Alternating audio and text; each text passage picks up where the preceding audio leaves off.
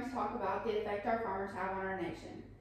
My goal is to inform everyone about a few things that go into farming. These things don't go fully in depth, they just barely crack the surface. I am sure at some point we have all wondered how we are provided our produce and meat into our grocery stores, ready to be taken home to make dinner, just right at our fingertips.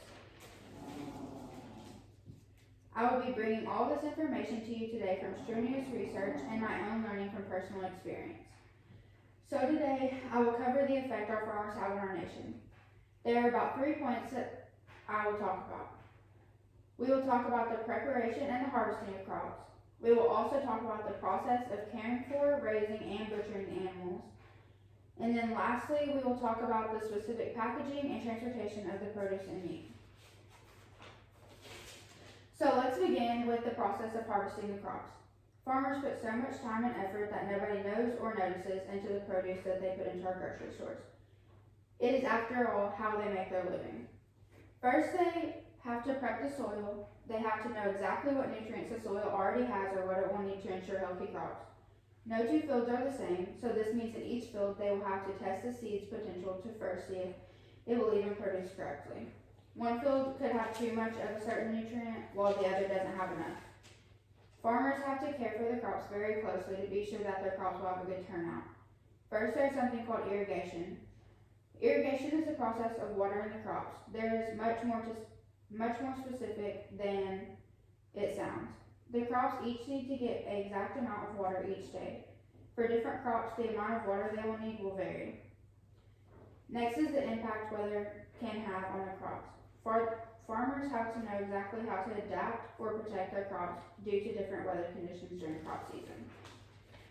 Now that we have talked about the preparation and harvesting of crops, we will talk about the beginning of how we get our meat into our grocery stores. Farmers have to take time caring for the animals.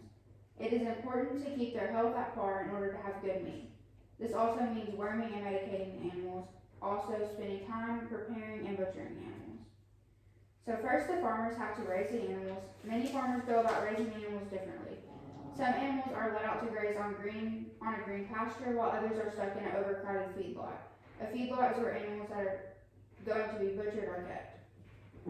The farmers also have to regulate what the animals eat and keep them on a specific diet. They have to care for and raise the animals until they are at age and size to be butchered. The butchering part is sad, but it is part of the process of how we get our meat. Many of the animals are stunned before they are butchered.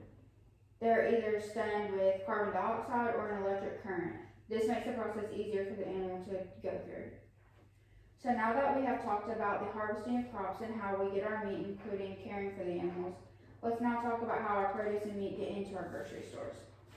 I'm sure that I'm not the only one that has wondered how exactly our meat and produce get into our stores. First, our produce is packed differently than our meat in order to be sure we receive fresh produce. You have probably all seen the big silos on the side of the road in a rural town. These are used to store some of our crops. When the crops are ready to be sent to the stores, farmers have the crops cleaned, sorted, and packed specifically on pallets and in boxes to keep the produce safe from bruising or being damaged. After it is packed, it is taken to stores across the U.S. in big transportation trucks. These are all of the big semi-trucks we see transporting various things.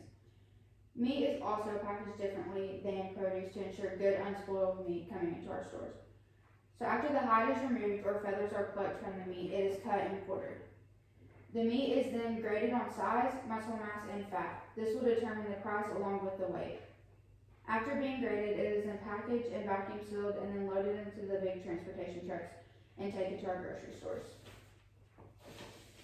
The trucks that our meat are kept in have to be maintained at a certain temperature to ensure safe meat. So today we have covered the effect farmers have on our nation. We talked about 3 main points. The first being the preparation and harvesting of the crops. The second, we talked about the process of caring for, raising, and butchering the animals. And then lastly, we talked about the specific packaging and transportation of the produce and meat coming into our stores.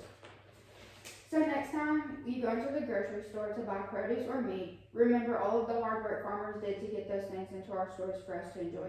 These things wouldn't be at our fingertips without their hard work.